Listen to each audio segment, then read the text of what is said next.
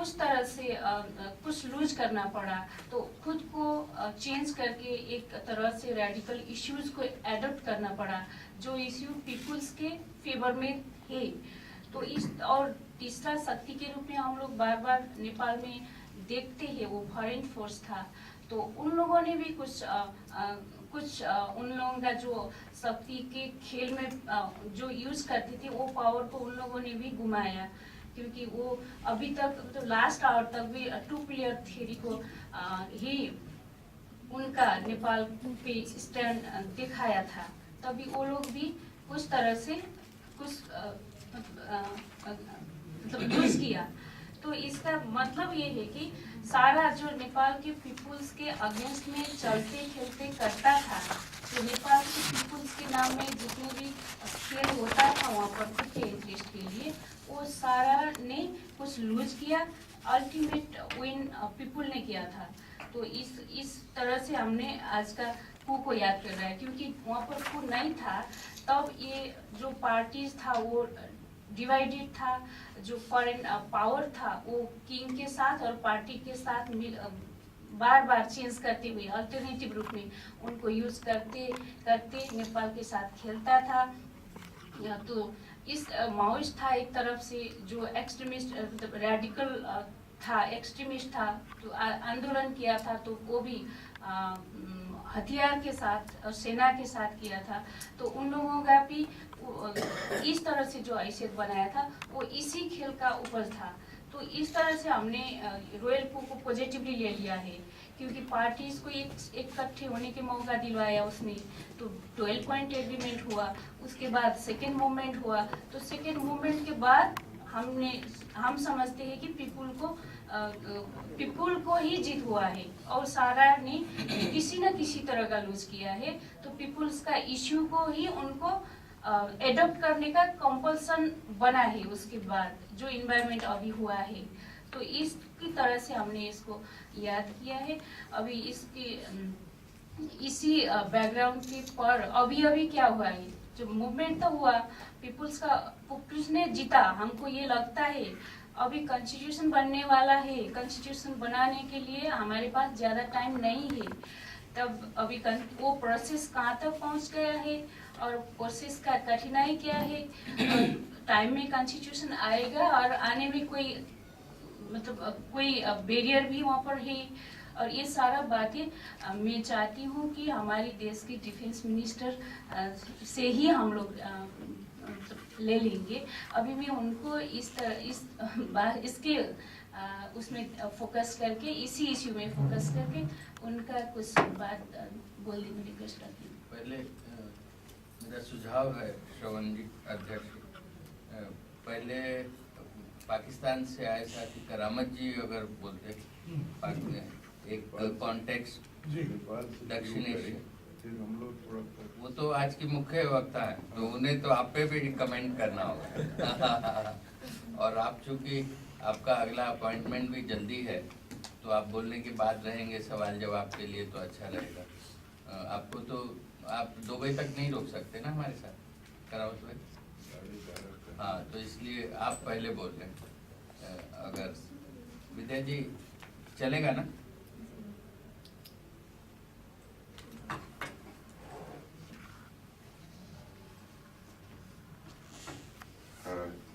शुक्रिया।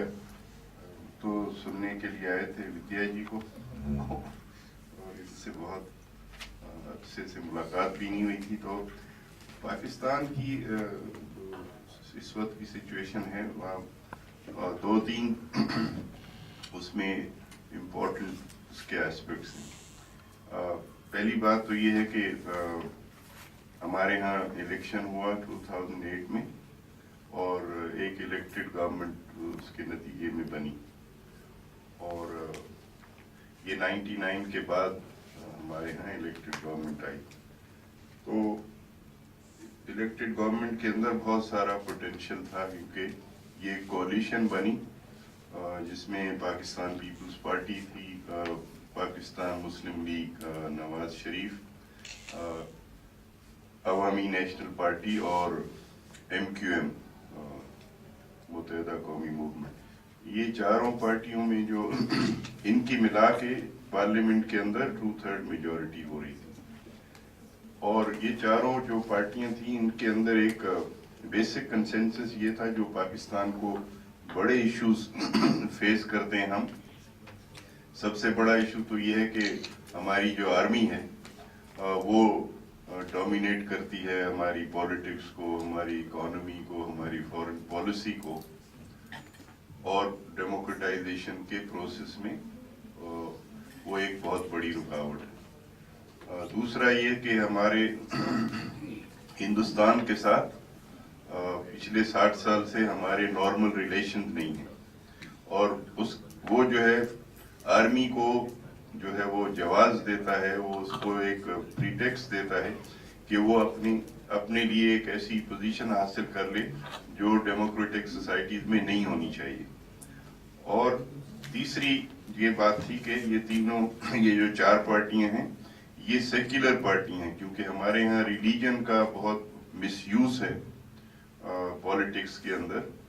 तो हमारी ये होप थी कि ये पार्टियां जब इकट्ठी होंगी तो ये 3 इश्यूज को ये एड्रेस कर सकेंगे, और उसके लिए जरूरी था कि हमारे कॉन्स्टिट्यूशन में जो डिस्टॉर्शंस हमारी पिछली 2 मिलिट्री डिक्टेटरशिप ने डाली थी उनको भी निकाल दिया जाए, और सही मानों में वहाँ डेमोक्रेटाइजेशन हो, लेबर के राइट्स हों, पेजेंट्स के राइट्स हों, सिटीजन्स के राइट्स जो हैं वो प्रोटेक्टेड हों। लेकिन अनफॉर्चुनेटली ये प्रोसेस हो नहीं पाया अभी तक, और उसकी भी बड़ी वजह यही है कि मिलिट्री ने मुसलसल प्रेशर डाले रखा, और जो एक बड़ा इशू हमारे यहाँ खड़ा हो गया है, जो तालिबान और अल-कायदा की जो प्रेजेंस है, और फिर उसके नतीजे में जो वायलेंस वहाँ पाकिस्तान में फैली हुई है, और जो पहले ये तमाम लोगों ने मिलकर बनाई थी, जिसमें यूनाइटेड स्टेट्स ऑफ अमेरिका जो है वो लीडरशिप में थे, और उसके बाद हमारी पाकिस्तान की आर्मी, सऊदी अरेबिया का पैसा, और उस जमाने में जो हिंदुस्तान में गवर्नमेंट होती थी वो भी उसमें शरीक थी। जो जॉर्ज फर्नांडिस साहब उसमें मिनिस्टर थे, वो हर दूसरे महीने ज़ियाउल हक से मिलने आते थे जब ये जिहाद शुरू हुआ। तो ये सब ने मिला के जो ये एक मॉन्स्टर पैदा किया, वो पिछले 2 साल में वो बहुत ज्यादा बड़ा है, और वो डायरेक्ट स्टेट से कॉन्फ्रंटेशन में आ गए। तो ये प्रोसेस जो हम समझ रहे थे डेमोक्रेटाइजेशन का आगे बढ़ेगा, उसको बहुत ब्रेक लगे हैं इसके नतीजे में। तो अभी हम जिस सिचुएशन में हैं वो तीनों बड़े इश्यूज जो 2008 में हम सोचते थे कि ये हल हो जाएंगे, वो अभी तक हुए नहीं।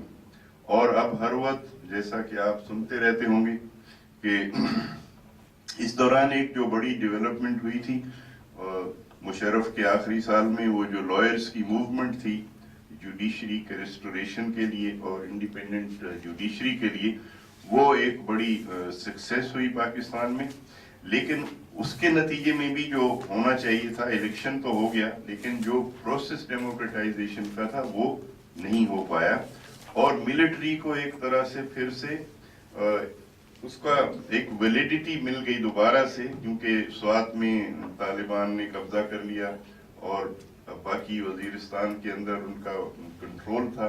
तो मिलिट्री ऑपरेशन जब उन्होंने किया फाइनली उनके खिलाफ, पहले वो नहीं कर रहे थे, तो उससे थोड़ी उनकी जो क्रेडिबिलिटी थी वो बेहतर हुई है, और वो क्रेडिबिलिटी फिर फर्दर प्रेशर डाल रही है सिविलियन गवर्नमेंट के ऊपर। तो अभी जैसे आपने देखा कि ये हमारे जो प्रेसिडेंट हैं उनके खिलाफ एक कैंपेन चल रही है। ये तो फैक्ट है कि जरूर उन्होंने करप्शन की हुई होगी, और ये कि हमारे यहाँ जितनी भी लीडरशिप्स आती हैं अक्सर वो करप्शन में मुलविस होती हैं। और ये भी आपको पता होना चाहिए कि जितने लोग जो असला बेचते हैं वो करप्शन कराते हैं, अगर कोई उनसे कमीशन ना ले तो वो उसको उस पोजीशन में रहने ही नहीं देते हैं। यहाँ इंडिया में आपको पता होना चाहिए कि Iran Pakistan India gas pipeline जो बन रही थी, तो एक मिनिस्टर थे यहाँ जो उसके लिए बहुत जोर से बात करते थे, उनकी छुट्टी करवाई गई। मनीशंकर आयर ऑयल के मिनिस्टर थे, उनकी छुट्टी करवाई अमेरिकनों ने कि इसको निकालो, और उसको निकाला गया। तो जो करप्शन में नहीं जाते हैं उनको निकाल भी दिया जाता है।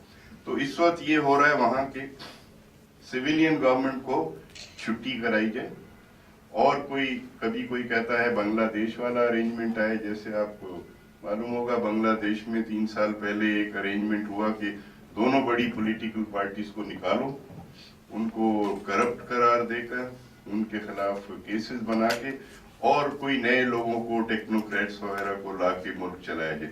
वो फेल हो गया, और वो होना भी चाहिए था, इसलिए कि अल्टीमेटली लोगों को फैसला करना चाहिए कि वो कौन सी लीडरशिप चाहते हैं। तो इस वक्त एक स्टेलमेट है पाकिस्तान के अंदर। अगले 2-3 महीने में ये क्लियर होगा कि क्या हम वापस उसी में चले जाएंगे जो मिलिट्री का कंट्रोल होता है, या हम उससे आगे निकल जाएंगे। तो ये डिपेंड करेगा बड़ी हद तक कि इंडिया पाकिस्तान की जो लीडरशिप है वो कितनी सेंसिबल है, वो आपस में डायलॉग करने को तैयार होती है या नहीं, और मिल के ये जो तालिबान और इस दूसरी थ्रेट्स हैं इनका मुकाबला करते हैं या नहीं। दूसरे लफ्जों में आप ये कहें कि क्या हमारी जो लीडरशिप है वो एक साउथ एशियन पर्सपेक्टिव लेकर इन इश्यूज को देखने को तैयार है या नहीं है। क्योंकि जो बेसिक इश्यूज हैं वो सारे के सारे अपनी नेचर में साउथ एशियन हैं। आप अगर टेररिज्म को देखें तो पाकिस्तान के अंदर उनका गढ़ है बहुत बड़ा, लेकिन उनकी ऑफशूट्स बांग्लादेश में भी हैं। और आप अक्सर सुनते हैं कि हमारी ISI ने काठमांडू में जो है अपना सेंटर बनाया हुआ है, और पाकिस्तान से और दूसरी जगहों से जो टेररिस्ट हैं वो पहले नेपाल में लाए जाते हैं, फिर वो स्मगल होके जहां कहीं भी उन्होंने एक्शन करना हो। तो ये एक साउथ एशियन नेटवर्क है, इसको बगैर साउथ एशियन रिस्पॉन्स के आप रोक नहीं सकते। तो आखिरी बात मैं ये कहूँगा कि हम लोग साउथ एशिया में बहुत उम्मीद से देखते हैं नेपाल की तरफ, कि जो हमारे साथी हैं नेपाल में, उन्होंने जो पिछले 2-3 साल के अंदर जो अचीवमेंट्स हैं उनकी, खास तौर पे ये जो कॉन्स्टिट्यूएंट असेंबली है, ये हमारे साउथ एशिया में पहली कॉन्स्टिट्यूएंट असेंबली है जो सही मानों में रिप्रेजेंटेटिव है, यानी जिसके अंदर सोसाइटी के हर सेक्शन की रिप्रेजेंटेशन है और एडल्ट फ्रेंचाइज की बुनियाद पे बनी है। हिंदुस्तान का कॉन्स्टिट्यूशन जिस असेंबली ने बनाया उसको 15% लोगों ने वोट देकर चुना था, और पाकिस्तान में तो हमने बहुत अरसा कॉन्स्टिट्यूशन ही नहीं बनाया।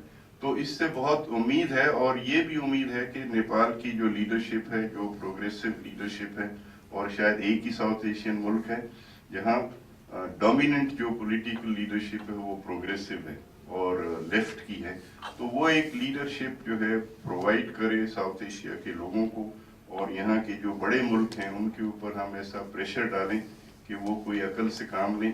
सब लाइन में लगे हुए हैं कि अमेरिका का बड़ा एजेंट कौन बनेगा, तो इसको कैसे रोका जाए।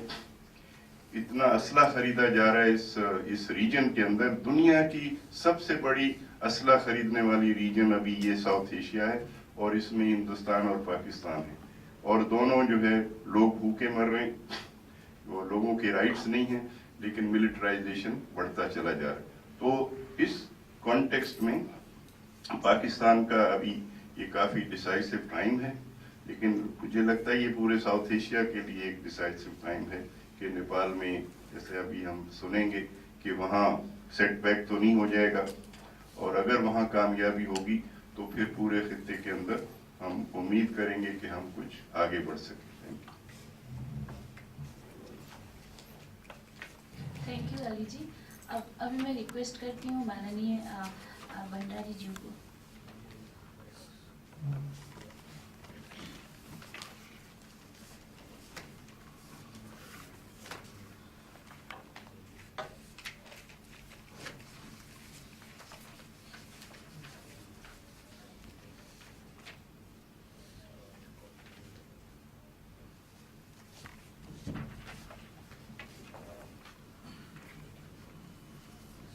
सर्वप्रथम म क्षमा चाहन्छु, मैले नेपालीमा लिखित रूपमा आफ्नो मन्तव्य तयार गरेको छु, त्यसलाई म यहाँको बिचमा प्रस्तुत गर्नेछु र हिन्दी कपी वितरण गरिएको छ।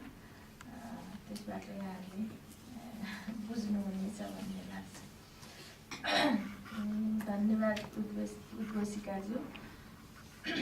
कार्यक्रमका आदरणीय सभाध्यक्ष, मञ्चमा आसीन विशिष्ट व्यक्तित्व एवं सहभागी साथीहरू, सर्वप्रथम म आफ्नो पार्टी नेपाल कम्युनिस्ट पार्टी एमालेको तर्फबाट हार्दिक अभिवादन व्यक्त गर्दछु।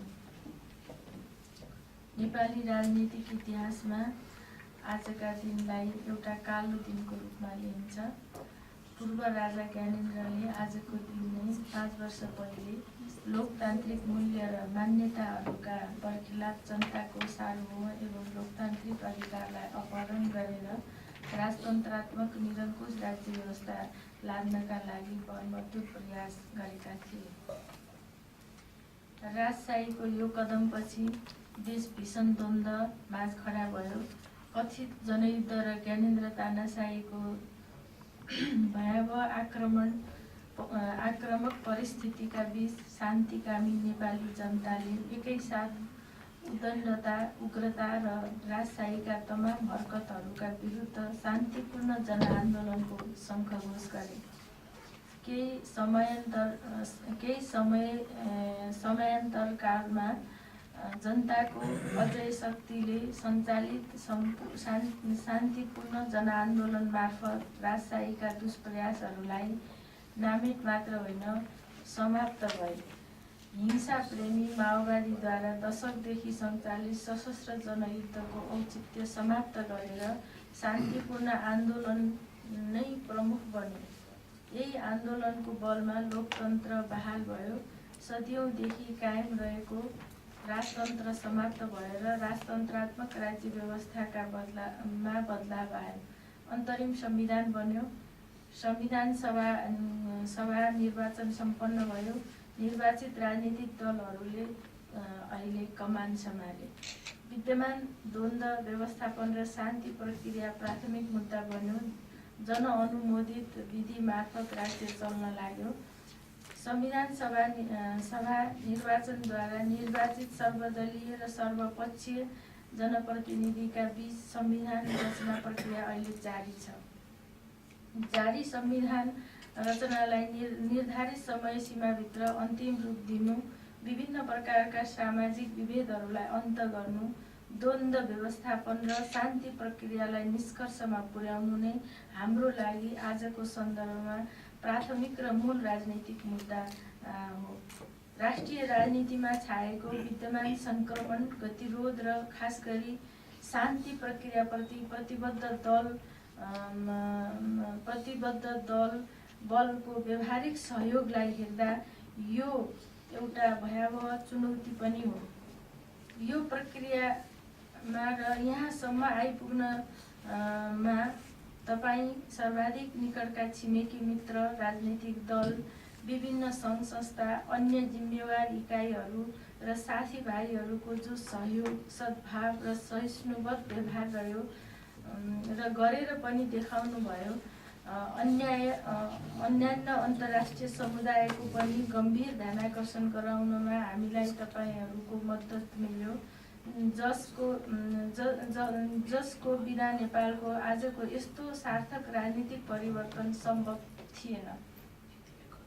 म तपाईँहरू सबैलाई धन्यवाद ज्ञापन गर्न चाहन्छु र यस मौकामा म पुनः तपाईँ सबैलाई हार्दिक अभिनन्दन पनि गर्न चाहन्छु।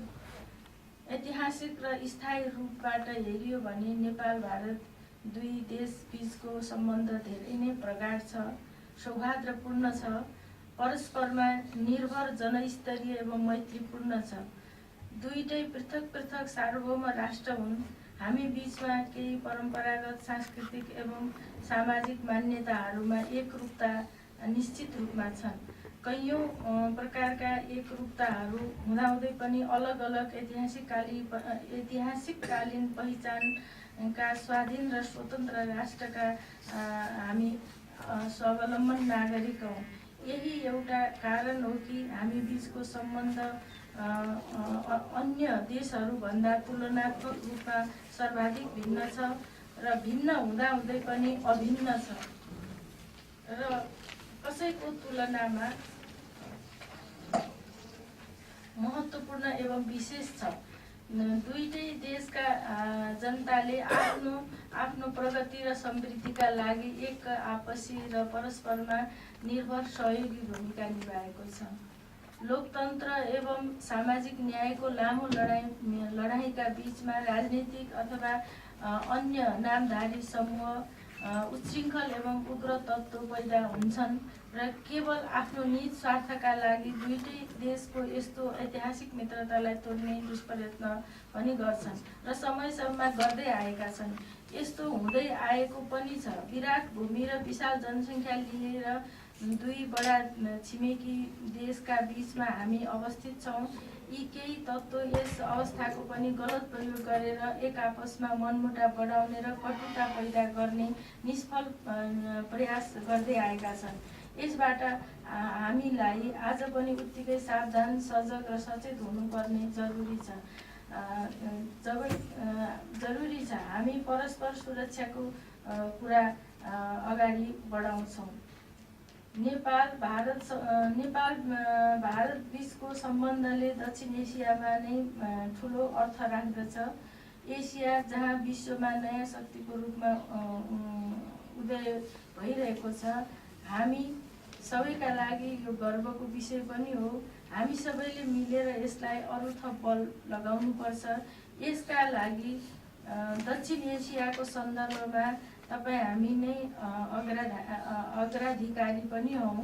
यही पृष्ठभूमिलाई ध्यानमा राख्दा पुरा एसियामा हाम्रो आपसी प्रगाढ जनसम्बन्ध र भाइचारालाई अरू अगाडि बढाउनु पर्दछ तथा परस्पर सद्भाव, सम्मान र सहयोगी भावबाट सृजनात्मक विकासतर्फ गति दिनुपर्छ।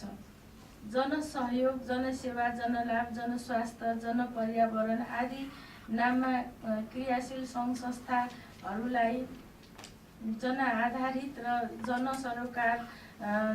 जनसरोकारका क्षेत्रतर्फ ध्यानाकर्षण गराउनुपर्छ। आधारभूत प्रकृतिका कामको पहिचान आधारभूत ढङ्गबाट नै यस कामको उठान र कुशल सम्पादन गराउन प्रेरित गर्नुपर्छ। आत्मनिर्भर जनसहभागिता र जनश्रमदानलाई पनि प्रेरित गर्नुपर्दछ। यसबाट मात्र लक्षित वर्गको हित र उत्थान गर्न सम्भव छ। यसका लागि हामी स्वयंलाई अग्रसर भएर पहल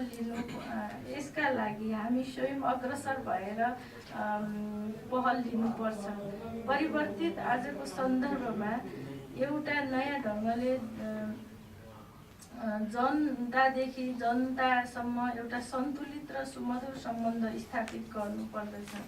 हरेक देशको सार्वभौमिकता एवं स्वतन्त्रताको रक्षा एवं सम्मान, मानवीय मूल्य मान्यताहरूको सम्मान र परस्पर सहयोगबाट नै हामी अगाडि बढ्न सक्दछौँ। समय परिवर्तनसँगै विश्वमा धेरै नयाँ किसिमका चुनौतीहरू आइरहेका छन्। आतंकवाद, उग्रपन्थता, सामाजिक असुरक्षा, असन्तुलित अर्थतन्त्र, पर्यावरणीय सुरक्षा आदि आजका सन्दर्भमा मुख्य चुनौतीहरू हुन्। यसबाट निस्कन हामी सबैको समान जिम्मेवारी हो, सम्मानपूर्ण भागीदारी पनि हो। यसबाट नै दक्षिण एसियाभित्रका मुलुकहरूमा लोकतन्त्र सुनिश्चित हुन सक्दछ। लोकतान्त्रिक राज्य व्यवस्था 100% जनभावनाबाट मुखरित हुन सक्दछ। मानव अधिकार र यसका कैयौँ क्षेत्राधिकारहरू, सामाजिक सुरक्षा, सीमा सुरक्षा, परस्पर मित्रता र प्रगाढ बन्न सक्छ। यसैमा हामी सबैको कल्याण हुनेछ। धन्यवाद। धन्यवाद माननीय विद्यादेवी भण्डारीज्यू। अब सॉरी नहीं, ठीक है, सब समझते हैं। जी धन्यवाद। नेपाली भारत की भी भाषा है। धन्यवाद। और हम सारा पार्टिसिपेंट को भी, क्योंकि हमारा लिमिटेशन तो मैंने पहले ही आप लोगों को बतलाया था कि हम हिंदी अच्छा तरह से बोल भी नहीं सकता है, समझते हैं सिंपल हिंदी को, बोल नहीं पाता है, ये बहुत कठिन हो रहा है। तो यही कठिनाई की वजह से माननीय भण्डारी ज्यू ने नेपाली में उनका विचार दे दिया। तो अभी मैं रिक्वेस्ट करती हूँ विजय प्रताप जी को कि वो उनने ही और जितने भी नेपाल के बाकी बात बताना है ये विजय जी बता देंगे क्योंकि उनको ही अच्छा तरह से नेपाल के बारे में पता भी है, वो अच्छा तरह से समझते भी है। नेपाल का ये मूवमेंट में बहुत बढ़िया तरह से लीड भी किया था। तो मुझे लगता है नेपाल में जब February 1 का coup हुआ है तो पहले दिन उन्हीं ने उसका विरोध इंडिया से शुरू किया था। तो मुझे लगता है और वही बताएंगे, मैं उनको रिक्वेस्ट करती हूँ। दोस्तों, आप में से बहुत लोग 1 फरवरी 2005 के अपने कामों में शामिल थे और हम लोगों ने विद्या जी के आने पे ये बहुत तात्कालिक तय किया और कल से ही फ़ोन वगैरह शुरू करना किया। जब ये पक्का हो गया आप आएंगी, तो आज की उपस्थिति से विद्या जी से आग्रह है कि ये अंदाज ना लगाएं कि भारत की जनता में लोकतांत्रिक संघर्ष के प्रति नेपाल के कोई जगह नहीं है। ऐसा अनुमान अगर आप लगाएंगी तो गलत होगा। और एक दूसरी बात शुरू में ही साफ करनी चाहिए कि बात सही है कि पहली बैठक हमारे यहाँ हुई, पहली साझी बैठक भी हमने माओवादियों के साथ मिलकर राष्ट्रीय विरोधी मोर्चा बनाया। आनंद स्वरूप वर्मा और मैं उसके संयोजक थे। और उसके बाद नेपाल के प्रवासी हर विचारधारा के संगठन सक्रिय हुए और दिल्ली में गतिविधियों का बहुत बड़ा केंद्र रहा। और 12 सूत्रीय जो कार्यक्रम है वो उसके एग्रीमेंट में भी, वो तो आप हमसे ज़्यादा जानती हैं कैसे उसके बारे में यहाँ नेपाल के संघर्षशील नेता आते थे, आप सच संवाद करते थे। लेकिन ये बात तो हुई आप जैसे स्तर के जो लोग हैं जिनकी भूमिका राज चलाने में और नेपाली राष्ट्र को लोकतांत्रिक रूप से पुनर्गठित करने में है। लेकिन जनता के स्तर पे जो रिश्ता है वो बहुत पुराना है और वो हजारों साल का है। और वो आधुनिक राज्य राष्ट्र जिसमें जनता की सार्वभौमिकता को अक्सर भुला दिया जाता है राष्ट्र की सार्वभौमिकता के बारे में बात करते हुए, और वो जो जनता की सार्वभौमिकता की रक्षा करनी है, नेपालियों की सार्वभौमिकता की और यहाँ के गरीब आदमियों की, इसमें जो साझेपन का इतिहास है, नेपाल का और भारत का कम्युनिस्ट आंदोलन, नेपाल का और भारत का जो पश्चिम से आई उदारपंथी विचारधारा वाला आंदोलन जिसका एक हिस्सा कांग्रेस में है, और लोकतांत्रिक समाजवादी आंदोलन भारत का हो या नेपाल का, वो राज्य राष्ट्र की सीमाओं में बंद के नहीं हुआ। इतिहास की ये बात है।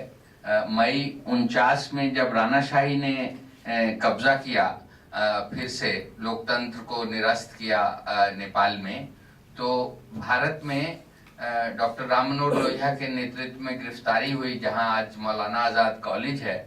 और वहीं पर ये लोग 50 के आसपास लोग अरेस्टेड थे, जिसमें जस्टिस राजेंद्र सच्चर, जो आप जानते हैं कि मुस्लिम समाज में विषमताओं के बारे में जिन्होंने एक बहुत महत्वपूर्ण रिपोर्ट दी हाल में, वो भी उनके साथ थे। डॉक्टर लोहिया और श्रीमती इंदिरा गांधी, जो बाद में हमारे देश की प्रधानमंत्री बनी, उन लोगों ने पाकिस्तान से आए शरणार्थियों के लिए काम किया था, तो उनके काफी निजी रिश्ता भी था। तो इंदिरा जी ने वहाँ उनको आमों का टोकरा भेजा और उस पे सरदार पटेल, जो उस समय के गृह मंत्री और उप प्रधानमंत्री थे, उन्होंने नाराजगी जाहिर की कि प्रधानमंत्री के आवास से कानून तोड़ने वालों और सत्याग्रहियों के लिए आम का टोकरा जाता है। तब प्रधानमंत्री ने कहा कि क्या निजी रिश्ते राजनीति में मान्य नहीं है? और तो राज्य हमारा जो भी कहता रहा, उसी तरह से उस समय जो ये जेल थी उसका इंचार्ज पंजाब से होता था। पंजाब सरकार के जेल मंत्री, मुख्यमंत्री जेल मंत्री भी थे, भीमसेन सच्चर। वो जेल का मुआयना करने, निरीक्षण करने आए, तो वहाँ जब सब निरीक्षण कर लिया तो जेलर ने कहा कि राजेंद्र सच्चर जो आपके बेटे हैं, जिनका मैंने आपसे जिक्र किया कि वो भी गिरफ्तार थे, तो आपको उनसे मिलवा दें क्या? तो इस पे उन्होंने कहा कि मैं अपने बेटे से नहीं मिलने आया हूं, मैं तो जेल का मुआयना करने आया हूं। तो ये जो संघर्ष का इतिहास है, वो भारत के स्वतंत्रता आंदोलन के लिए नेपाल के बहुत लोग भारत की जेलों में थे ब्रिटिश सरकार के समय में। तो ये साझेपन का इतिहास है।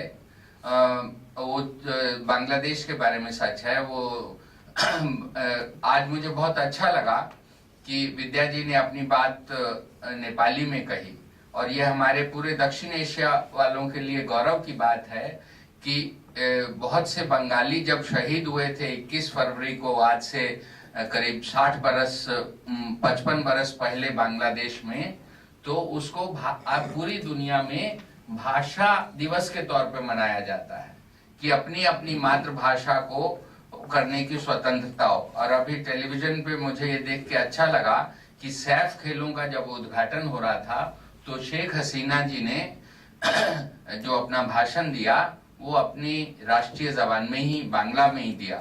तो ये एक संदर्भ है जिसके बारे में मैं आपसे ये कहना चाहता हूं कि हम लोग जो नेपाल के लोकतांत्रिक आंदोलन में अपने को शामिल मानते हैं, वो सिर्फ किसी परमार्थ या किसी बड़े कि हम विश्व नागरिक हैं इसलिए हमें हर जगह के अन्याय के लिए लड़ना है, सिर्फ उतनी बात नहीं है। वो भी एक पहलू होगा हमारे में से बहुत लोगों का।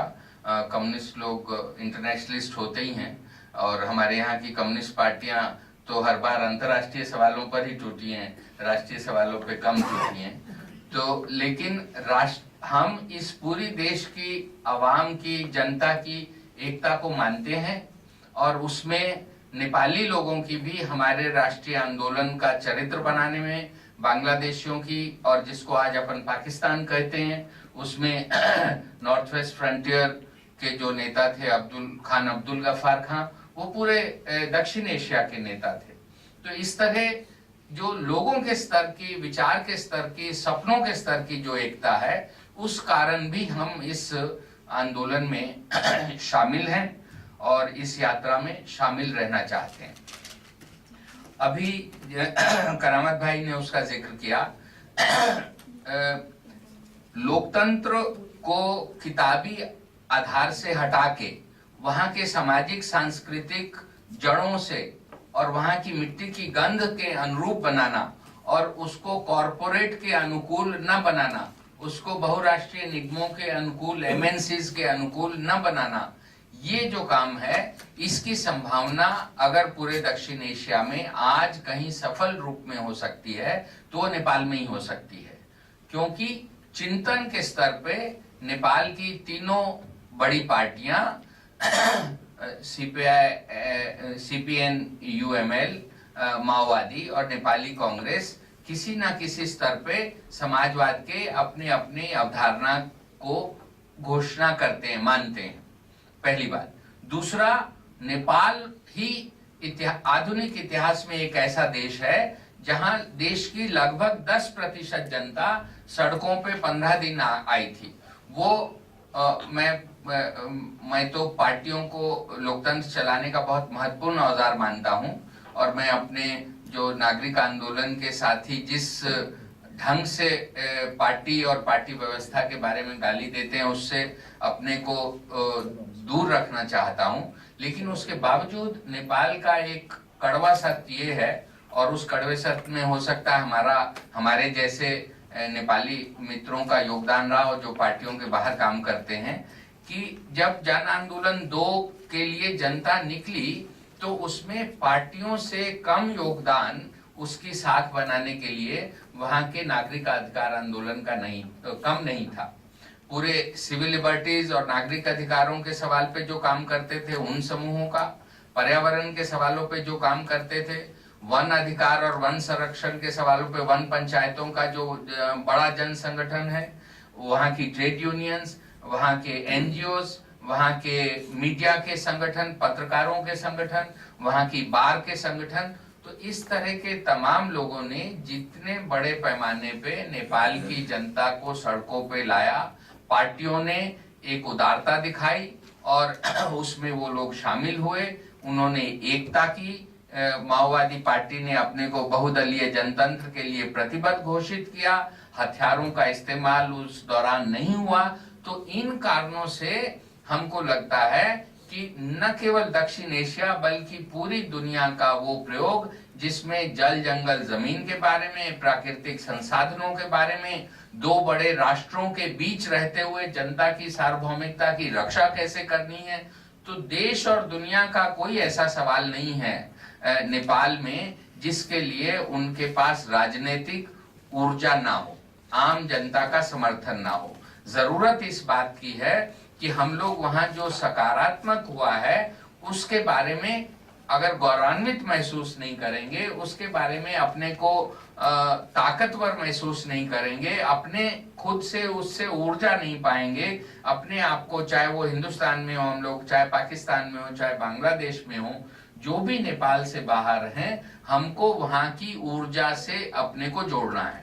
और करामत भाई और मेरे जैसे लोग जो वहां निजी रूप से भी जुड़े हैं, कई बार मेरे से ये गलती खास तौर से होती है, उसकी मैं आप सब लोगों के बीच में स्वीकारोक्ति इसलिए करना चाहता हूं, उसको कबूल इसलिए करना चाहता हूं कि हम सब लोग समूह के तौर पे वो गलती ना करें।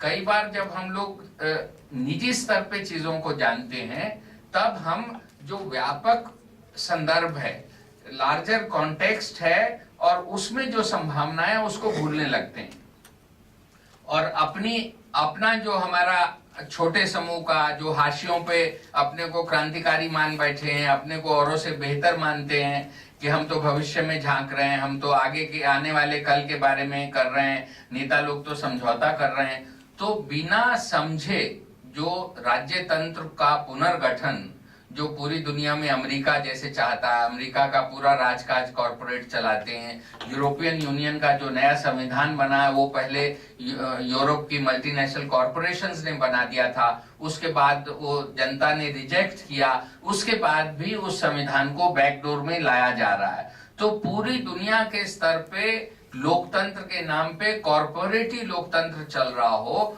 और भारत और चीन दोनों में जब कॉर्पोरेटी लोकतंत्र जो है वही हावी हो, तो उस जमाने में भी समतावादी एक खुले समाज वाला राज्य बनाना और समाज बनाना बहुत बड़ी चुनौती है, और इसका काम वहां का नेतृत्व ही कर सकता है। कोई बाहर का उपदेश या बाहर की कोई आलोचना से कोई बल मिलेगा ऐसा मुझे नहीं लगता।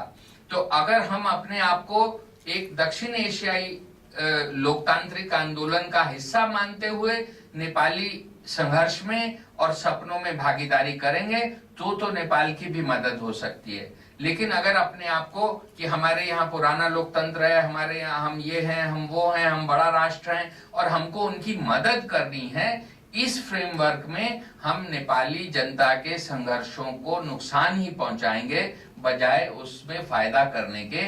और नेपाल का प्रयोग अगर असफल होता है तो भारत और चीन और पूरा जो दक्षिण पूर्व एशिया जो भारत से पहले 1980 में ही बहुराष्ट्रीय निगमों के कब्जे में आ गया था, बल्कि और पहले इंडोनेशिया में जैसे लाखों कम्युनिस्टों की जो सूची है वो CIA ने दी थी सुहार्तो को जिनकी हत्या करने के लिए। तो वैसा ही दक्षिण एशिया में अब जैसे चिदम्बरम जी जिस तरह से पेश आ रहे हैं और जिस तरह से ग्रीन हंट हो रहा है, आज ही के अखबारों में आप लोगों ने देखा होगा कि किस तरह से हथियार झारखंड में पहुंचा है, तो माओवादियों के नाम पे और उनको खत्म करने के लिए।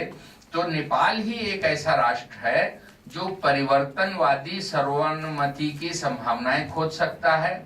उसी हिसाब से राज्य जैसे संविधान सभा में दुनिया की सबसे ज्यादा प्रातिनिधिक जो संविधान सभा है वो नेपाल की है।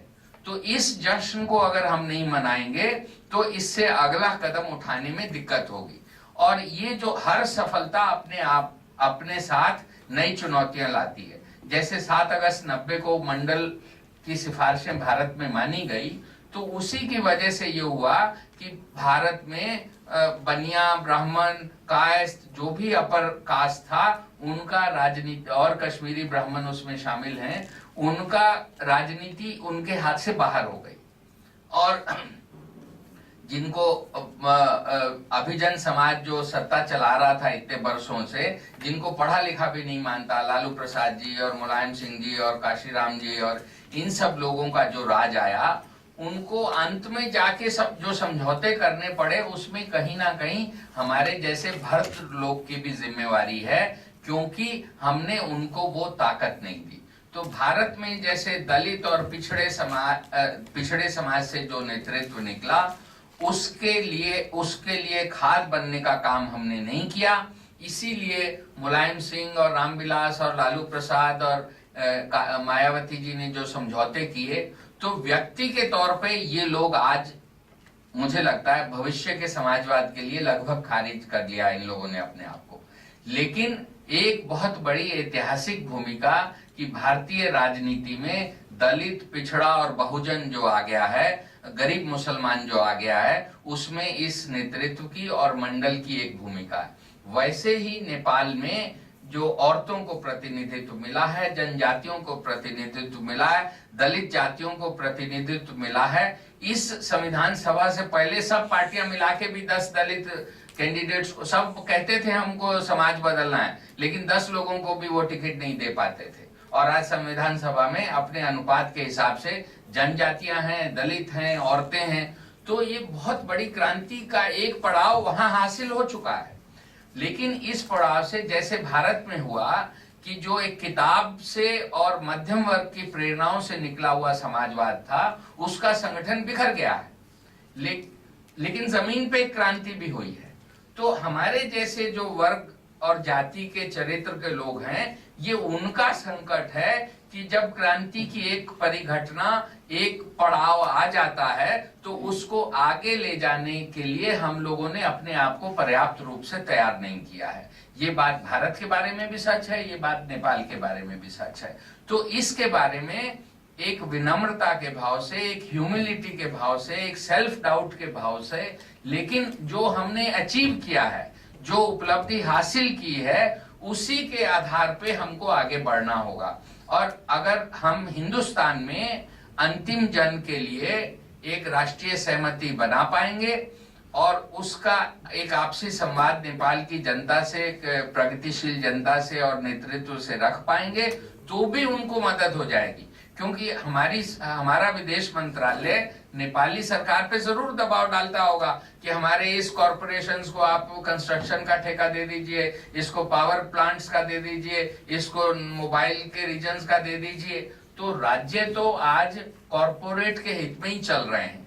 वो चाहे आपको याद होगा कि केरल में तनख्वाह देने के लिए पैसा नहीं था, कॉमरेड सुरजीत ने कहा, इसलिए उनको कोका कोला को इजाजत देनी पड़ी, क्योंकि एडीबी का, जब उन्हीं का लोकल एमएलए खिलाफ था। अभी NAPM, national alliance for people's movement में मेधा जी के नेतृत्व में आंदोलन चला केरल में, और केरल का लोकल एमएलए शामिल था कोका कोला के प्लांट के खिलाफ, क्योंकि पूरा पानी जमीन का खींच लिया गया था। तो कांग्रेसियों ने कहा कि ये तो आप ही ने दिया था। आपस में ये लोकतांत्रिक प्रतिस्पर्धा और कंपटीशन का एक तो लाभ है कि एक बार मैं आधा सच बोलता हूँ, एक बार आप आधा सच बोलते हैं, और जनता चाहे तो उसके सामने पूरा सच आ जाता है। तो तब सुरजीत जी को ये बयान देना पड़ा कि हम लोग राज में थे तब, ये बात सही है, हमने दिया, इसलिए दिया कि एडीबी बैंक, जो कि एक तरह से यूएन की तरह ही अमेरिकी आर्थिक साम्राज्यवाद का एक खिलौना है या एक औजार है, तो एडीबी ने ये शर्त लगाई थी कि कोका कोला के प्लांट को आप लाइसेंस दीजिए, तब हम आपको कर्ज देंगे। तो इस तरह के दबाव नेपाल की राष्ट्रीय सरकार पर पड़ते ही होंगे और आगे भी पड़ेंगे, और उसके बारे में हर बार वो लोग खुल के सरकार के स्तर पे नहीं कह सकते। आज जिस तरह से अंतरराष्ट्रीय व्यवस्था बनी है, उसमें वो ना चीन से ये बात खुल के कह सकेंगे, ना भारत के सरकार के खिलाफ कह सकेंगे। वो तो अगर जनता के स्तर पे नेपाल में और भारत में और पाकिस्तान में और बांग्लादेश में एकता होगी तब हम ये कह सकेंगे। नहीं तो बांग्लादेश का तेल और सेंट्रल एशिया का तेल और अफगानिस्तान और ईरान का तेल अमेरिकी कंपनी के माध्यम से तो हम लोगों की जनता भी क्या, हमारी कॉरपोरेशंस के खिलाफ काम आएगा। और नेपाल की जो बिजली है वो भी जापानी कंस्ट्रक्शन कंपनी के माध्यम से और अमेरिकी जापानी बैंकों के माध्यम से अगर आनी होगी तो आएगी, नहीं तो नहीं आएगी। तो इसलिए अवामी एकता और जनता की एकता जो है वो पूरे दक्षिण एशिया के लिए प्राथमिक शर्त है, वो फर्स्ट कंडीशन है। क्योंकि दलों के माध्यम से और खासकर CPI, CPN, UML, Nepali Congress, माओवादी, जिनको सबको राज चलाना है, राज चलाने के समय जो उनकी सीमा बनती है उसको जनता की स्तर पे संगठित ताकत ही उस सीमा को लांघ सकती है। और उसके लिए हम लोग बहुत शुक्रगुजार हैं कि नेपाल से जब भी संघर्षशील नेता आते हैं तो वो हमारे समूह के लिए समय निकालते हैं। वो चाहे माधव नेपाल जी हों, चाहे झलनाथ खनाल हों, चाहे वो वामदेव गौतम हों, चाहे वो केपीएस ओली जी हों, और भी तमाम हमारी पीढ़ी के राजन हों, दीपक भट्ट हों, जितने भी साथी आते हैं वो हम लोगों के हमजोली कार्यकर्ता के तौर पे। और यहाँ पदाधिकारी लोग तो बैठे हैं प्रवासी संगठनों के। तो मैं चाहता हूं कि ये रिश्ता यहाँ रुके नहीं। इसका अगला पड़ाव क्या होगा, आप लोग अपनी पार्टियों में, अब आप अपनी खुद की भी पार्टी में और जो अभी रूलिंग कोलिशन की साझी पार्टियां, उन पार्टियों से भी बात चला के कोई, अगर आप लोग मिलके यहाँ पीपल्स एम्बेसडर नेपाल का एक आंदोलनों का एम्बेसडर हिंदुस्तान में कर सके तो हम लोग भी दक्षिण एशिया का एक पीपल्स एम्बेसडर काठमांडू में कर सकते हैं। और दक्षिण एशिया की सब राजधानियों में अगर पीपल्स यूनिटी फॉर डेमोक्रेसी और सोशलिज्म कुछ आप फोरम की ओर बढ़ सके हम लोग, और हर राजधानी में पीपल्स एम्बेसडर हो सके, तो उससे मुझे लगता है कि जो हमारा साझा संघर्ष है और जिसके लिए हम नेपाल के प्रयोगों को बहुत उम्मीद से देख रहे हैं, और हमारा भरोसा है कि ये बीच प्रसव पीड़ा के बावजूद, इसकी वेदना के बावजूद नया सवेरा जो है वो बहुत दूर नहीं है, ऐसा मैं मानता हूं। और ये मेरी अपनी बात नहीं है, कल मेरी हर्ष कपूर जी से, जो दक्षिण एशिया के आंदोलनों को पिछले दिनों वेब पे विजिबिलिटी देने के काम में बहुत आगे रहे हैं, और करामत अली जी से बात हुई। करामत अली जी से एक पुराने कम्युनिस्ट सांस्कृतिक कर्मी बुजुर्ग ने पूछा कि आपकी एक लाइन में क्या राय है नेपाल के बारे में, तो इन्होंने आधी लाइन में जवाब दिया, आई एम वेरी ऑप्टिमिस्टिक। तो इस नोट के साथ मैं अपनी बात खत्म करता हूं। अब डॉक्टर सुनीलम जी का स्वागत है। विद्या जी, आप कब तक रह सकते हैं हमारे साथ?